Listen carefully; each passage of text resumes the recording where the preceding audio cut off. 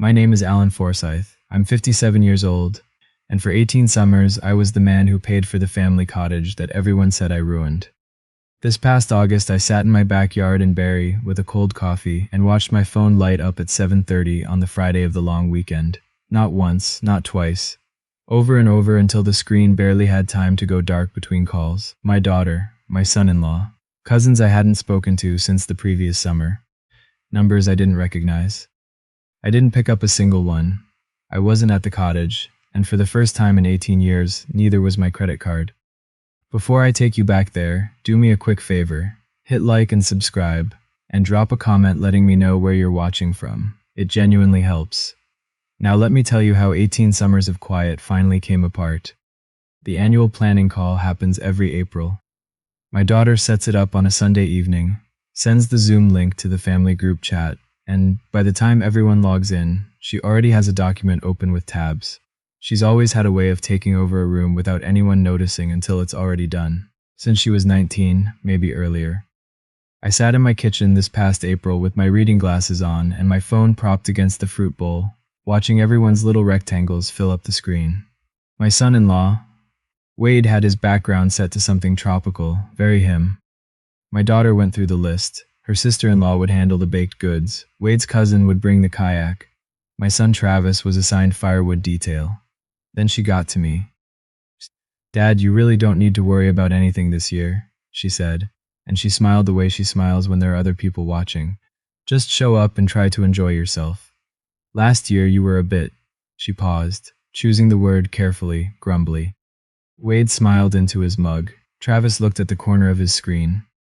"I'll be there," I said. I didn't say anything else. I'd sent the e-transfer to Sunset Ridge Cottages 4 days earlier. $4,250 for a week, on a lake in Muskoka, plus the cleaning fee, same cottage, same week, same as every summer going back to when my wife Elaine was still alive. Nobody on that call asked who'd paid the deposit. Nobody ever did. Elaine found the cottage in a photocopied newsletter from the church, of all places, a family in Gravenhurst who rented their place out every August long weekend. We split the cost with her brother's family that first year. $400 between two households. We thought we were living like kings. When Elaine passed 17 years ago, sudden, the way the hard ones go, the cottage was the one thing I couldn't let go. My daughter was 16, Travis was 12. The world had gone very quiet, and I needed something that felt like her. The water, the dock, the smell of pine and bug spray in the morning. I kept the booking. Just me and the kids that first summer. We barely talked. We just sat on the dock, and that was enough. By the third or fourth year, my daughter had taken over the planning. She had a gift for it, and I was glad to let her use it. I was working long weeks on pipeline jobs up north, and coming home too tired to coordinate a grocery list, let alone a week of logistics for 18 people. She'd send me a list of what to cover. I covered it. At some point, I can't tell you exactly when, the booking itself moved into my name permanently. I think she tried to put it on her own card one year, and the deposit hold came back declined. She asked if I could take it just for that summer. I did. The following April, nobody mentioned it, and somehow it became mine by default. Not because we'd discussed it, because I'd never stopped doing it. The groceries for 18 people packed into 4 coolers from Canadian Tire. The boat rental from the marina down the road. The propane for the barbecue. The fireworks on the Saturday night, which my daughter would announce to the whole group like she'd gone and organized a city festival. Year after year, the receipts went into a folder I kept in the drawer under the coffee maker. And every fall, I'd add up the total with the quiet efficiency of a man who'd long since stopped making a fuss about numbers. The full week usually came in somewhere between $5,000 and $7,000, depending on the year. Stretch that over 18 summers, and you're looking at something close to what a comfortable RRSP top-up looks like. I'm a retired pipe fitter on a pension that covers my needs, and not much past them. Every August, I went past them. I told myself it was for the family. Some of it was. The summer, everything cracked open, started with a comment I was never meant to hear. It was the second afternoon of the trip. The kids were off on kayaks. My daughter and her husband had friends visiting, a couple from their neighborhood in Oakville that I'd met twice. Wade was standing on the dock with a beer, the way Wade always stands, like he's appraising the shoreline for resale value. I was around the side of the cottage moving the recycling bins. They couldn't see me. Honestly, Wade was saying, Cheryl's put this whole thing together for years. The research, the coordination, getting everyone organized. I don't know how she does it. The man from Oakville said something about what a beautiful spot it was. Yeah, it's great, Wade said. The old man kind of just shows up and wanders around looking lost, but we don't let him drag the energy down. Cheryl keeps things moving. I stood behind the corner of the cottage, holding a recycling bag, and I did not move for a full minute. Then I set the bag down quietly, walked back inside, and went and sat on the edge of the bed in the room that Elaine and I had always shared when we came here. The one with the loon painting above the dresser. I looked at the floor. I wasn't angry right away.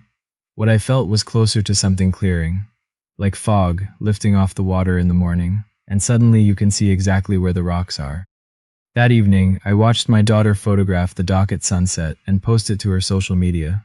Her caption said something about the magic of the cottage and making memories. 60-some likes within the hour. Not a word about whose name was on the rental agreement. When I got home the following weekend, I pulled out the folder under the coffee maker and spread everything across the kitchen table. I went through it summer by summer. Not just the cottage, the boat, the groceries, the fireworks she'd been announcing for years like she'd produced them herself. I got out a piece of paper and a pen and I added it up the old-fashioned way. I'm a man who thinks better with a pen in his hand. The number I wrote at the bottom of the page sat there in the quiet kitchen and didn't apologize for being as large as it was. I looked at it for a long time. Then I asked myself the other question, the one that mattered more. In 18 summers of paying, how many times had I felt like a father at that cottage, rather than a wallet someone had propped up in a lawn chair? I tried to think of one. I couldn't. I'm not a dramatic man. 30 years on pipelines across northern Ontario and Alberta teaches you that the quietest fix is usually the right one. You find the problem, address it, and move on. Monday morning, I called Sunset Ridge Cottages. Gary answered, the son of the original owner, a decent man I'd spoken to half a dozen times over the years. Gary, I said, it's Allan Forsythe. I'm calling about the August reservation. Allan, sure. Something wrong? Nothing's wrong. I'd like to remove myself as the account holder going forward. My daughter Cheryl Whitmore is the one who actually runs the event. If she wants to continue the booking, she'll need to set it up in her own name, with her own card on file. A pause, keys clicking. You've held this account a long time, he said carefully. 18 years, I said, but it's her trip. I can give you her number. She'll need to act quickly. August books fast. I made the same call to Henderson Marine, where I'd rented the fishing boat every summer. Same words, more or less. Cancel my account, transfer it over if my daughter wants to keep the order. She knows how to reach you. I removed my payment method from the grocery pre-order they used for the arrival day shop. The whole thing took less than 2 hours at my own kitchen table. 18 summers, reorganized before my coffee went cold. When I hung up the last call, I sat in the quiet and felt something I hadn't felt in a long time. Not triumph, something quieter than that, like putting down a bag I'd been carrying so long I'd forgotten it was in my hand. Travis came by Thursday. He does electrical contracting, was in town for a job, stopped in without much warning the way he always does, still in his work clothes. He took one look at me in the doorway and said, "You good, Dad?" I told him to come in and have a coffee. I told him everything, the doc, Wade's voice, the contracts, the piece of paper with the number at the bottom. My son sat across from me and put his hands flat on the table. "Dad," he said, then stopped. "Say it." I knew it wasn't her paying. Not the exact amount, but I knew. I should have said something a long time ago. "You were one voice against a whole current," I said. "That's a hard place to stand." "It's not right. She lets everyone think she built the whole thing. Wade acts like he personally owns Muskoka." I let that settle. "I'm not doing this to hurt anyone," I said. "I'm doing it because I'd rather keep that money than keep buying myself a seat at a table where they've already decided I'm the problem." Travis was quiet for a moment. Then he nodded once, slowly, the way his grandfather used to nod when something finally made sense after too long of not making sense. "If she comes to me," he said, "I'll tell her the same thing you did. That's all I'm asking."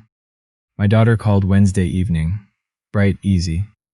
The voice she uses when she wants something and hasn't realized yet that she isn't going to get it. Dad, I got a strange call from the cottage, something about the reservation being changed. I removed myself from the account.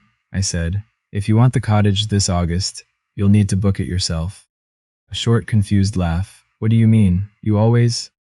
I know, I won't be handling it this year. The brightness drained out of her voice. Dad, the long weekend is 8 weeks away. If the booking falls through, Gary will set you up. He's expecting your call.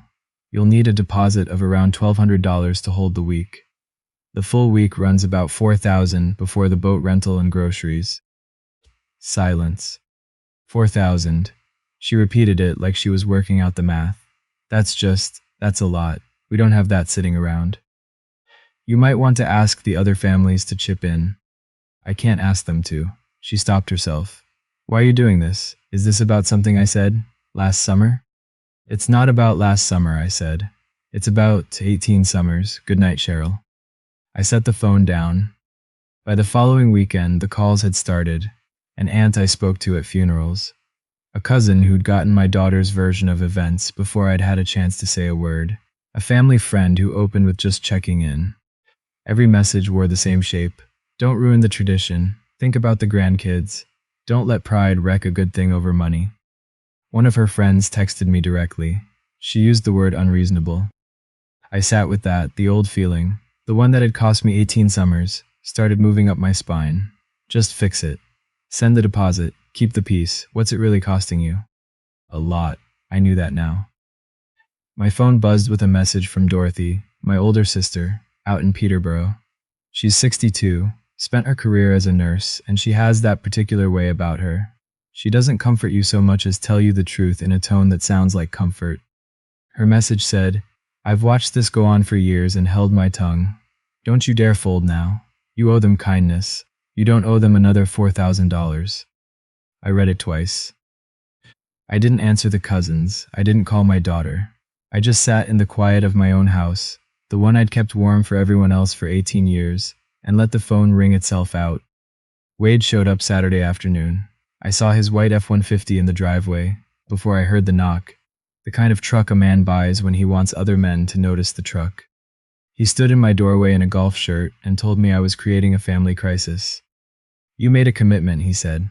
Every summer, same arrangement. You don't pull out 8 weeks before. What commitment did I make exactly? You always cover the booking. Everyone plans around that. Everyone assumed that, I said. That's different. His face went red at the collar. Cheryl puts in enormous effort, he said. The least you can do is handle the costs you always handle. I looked at him for a moment. Then I said, the contracts have names on them. For 18 years, those names were mine, not Cheryl's, not yours. Mine, the cottage, the boat, the grocery order on arrival day. All of it came out of my account every single summer. Gary can verify that when you call him to set up your own reservation. You're embarrassing this family, he said. I'm letting this family pay for its own vacation, I said. That's not embarrassment, that's fair. I walked to the door and opened it. August air came in. Drive safe, I said. He left. I locked the door and stood in the hallway. My hands were steady. That surprised me. I want to be honest with you, because some of you watching probably already know where this is going. I almost went anyway, not to pay, just out of habit. I stood in my kitchen Thursday evening packing a bag on pure muscle memory, and I didn't even realize I was doing it until I had 3 days of clothes folded on the bed. Travis texted from a job site, Dad, don't. Dorothy called that night. You stay home, she said. You've earned a quiet long weekend in your own house. So I didn't go.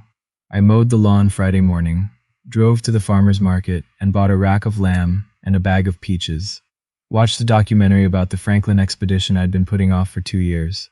Sat on the deck with a beer as the sun went down and thought about the lake and about Elaine and about the version of me who'd driven that highway 18 times with a car full of groceries and the certainty that keeping everything together meant I was still needed somewhere. At 7:30 p.m., my phone lit up. The first call was Gary from Sunset Ridge. I let it go. The second was the marina. Let it go. The third was my daughter. I watched her name pulse on the screen, and I felt the old reflex. Pick up, fix it, smooth it over. I watched it pass. They kept coming. Wade, a cousin. An unknown number, my daughter again. The phone lit the room in the fading evening light like something alive, and I let it ring itself out. Around 8 o'clock, one more name appeared, Dorothy. That one, I answered. You need to come up. Her voice was quiet and steady, which meant something was actually happening. Dorothy, not to pay anything, not to fix anything. A pause. In the background, I could hear the lake sounds, music thinned by distance. Gary drove up in person, Allan, with the paperwork. They're all finding out at the same time. You should be here to hear it with your own ears. I sat with that. You've earned the right to be in the room, she said. Don't give it away by hiding in Barry. I put on my jacket. I left my wallet on the counter. I want you to know that. I drove up with nothing in my pocket but my keys and my phone, and I meant it that way. Sunset Ridge is 40 minutes from my house up Highway 11. I've driven it so many times I could navigate it in my sleep. The lake road at the end smells like cedar and two-stroke motor oil. And when you come around the last bend, the cottages open up along the waterline like something off a postcard. The lights were on. Cars in the driveway I recognized. Music from the back deck, but quieter than it should have been. The kind of quiet a party goes when the air has changed. I walked through the front door. The room turned. Gary was standing near the kitchen counter with a folder and the expression of a man who wished he were anywhere else. My daughter was beside him. She'd been crying. Her eyes had that particular flatness that comes after, not during. Wade stood behind her with his arms crossed. The friends from Oakville were over by the window. The man from the dock didn't quite meet my eye. My daughter saw me, and something moved across her face, relief. Then something more complicated than relief. Dad. She took a step toward me. Tell them this is a misunderstanding. Tell them She stopped herself. Just tell them it'll get sorted. I didn't say anything. I looked at Gary. Gary is a decent man. He'd driven up because the balance for the week was due on arrival, and the card my daughter had put down had declined the full amount, and he hadn't known who else to call. He'd brought the account history going back to the original booking. I just want everyone on the same page, he said carefully. He put the folder on the counter. This account, the Muskoka long weekend reservation, it's been in Mr. Forsythe's name since 2007.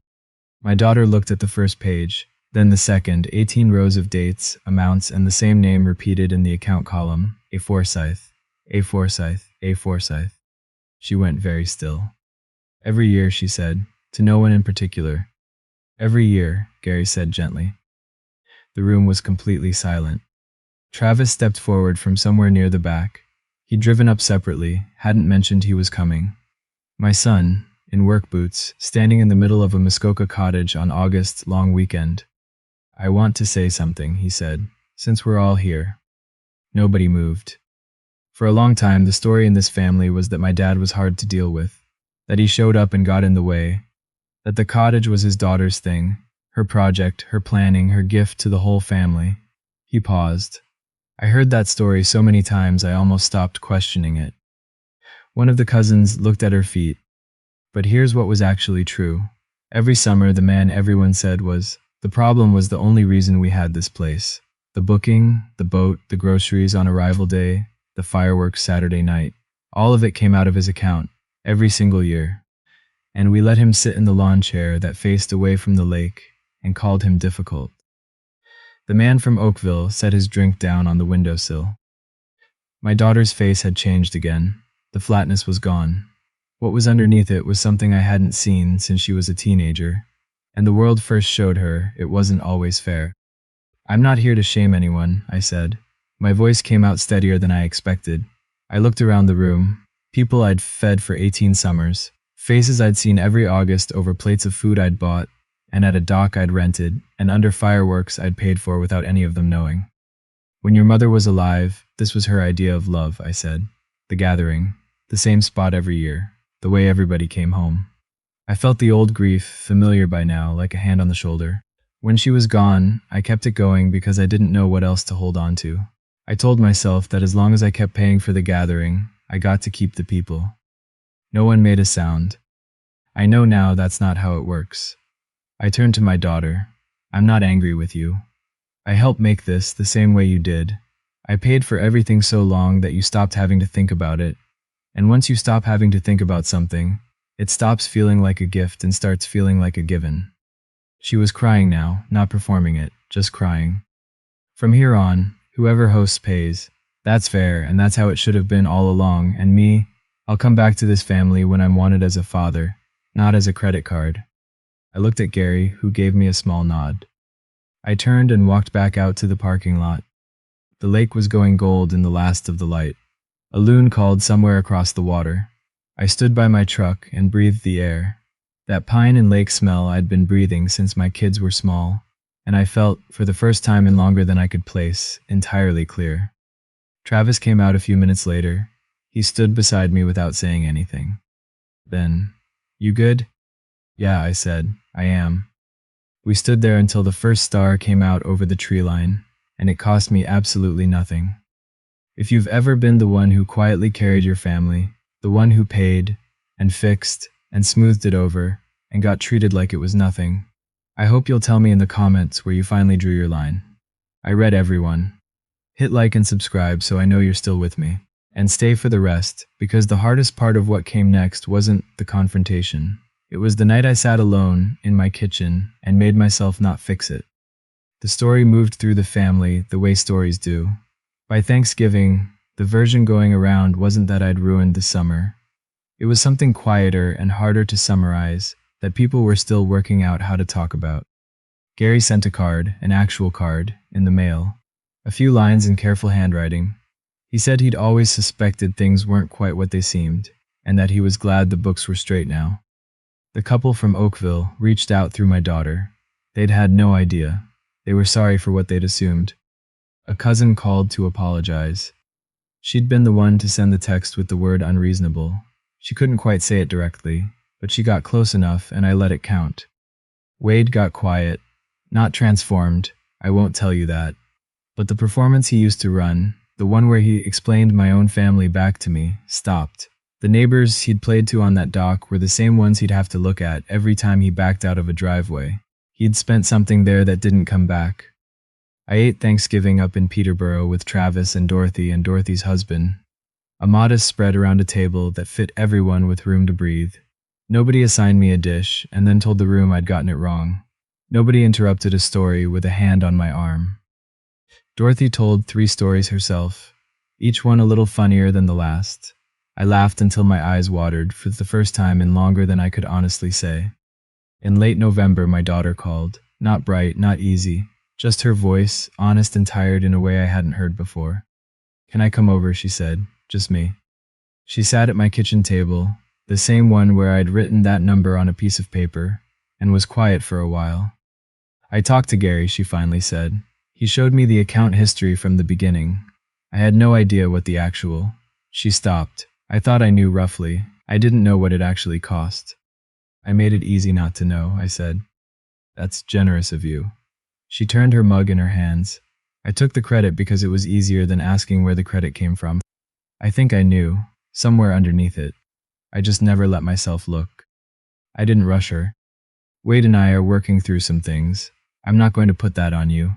But I think part of it is that we built a whole version of ourselves on something we weren't paying for, and now we have to figure out who we are when we do." Her voice went thin.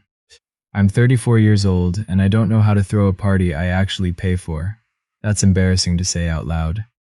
"You'll learn," I told her. "It's not too late." After she left, the old voice came back, the soft, reasonable one that sounds like love and has been costing me for years. "She came to you. She's struggling. Just cover what she couldn't. What's it for, if not your children?" I sat with that voice for a long time. I opened my banking app. Travis texted at some point during the evening, as if he knew. "Whatever you're thinking about doing right now, Dad, don't." I smiled at that, set the phone down, closed the app without touching a single number. Because helping now wouldn't help her. It would help me feel like the hero of the morning after. And I'd learned slowly, and at significant cost, that those were not the same thing. The following August looked nothing like the 18 before it. No rented cottage in Muskoka. My daughter organized something smaller, a borrowed trailer on a friend's property near Halliburton. She'd been upfront about the budget from the beginning, asked people to chip in, planned the food herself, and called me in April, just to ask whether I had any of Elaine's recipes written down anywhere. I found 3 in the back of a box I'd kept in the cupboard since 1999. I drove them over to her in person. Dorothy came. Travis brought a woman he'd been seeing for a few months. She asked me questions about the pipeline years, like they were genuinely interesting to her. I told a couple of stories after dinner that ran longer than they probably should have, and nobody checked their watch. My daughter put me at the end of the table nearest the fire, where it was warmest. She said she'd saved the spot. Things weren't perfect. You don't undo 18 summers in one good August weekend.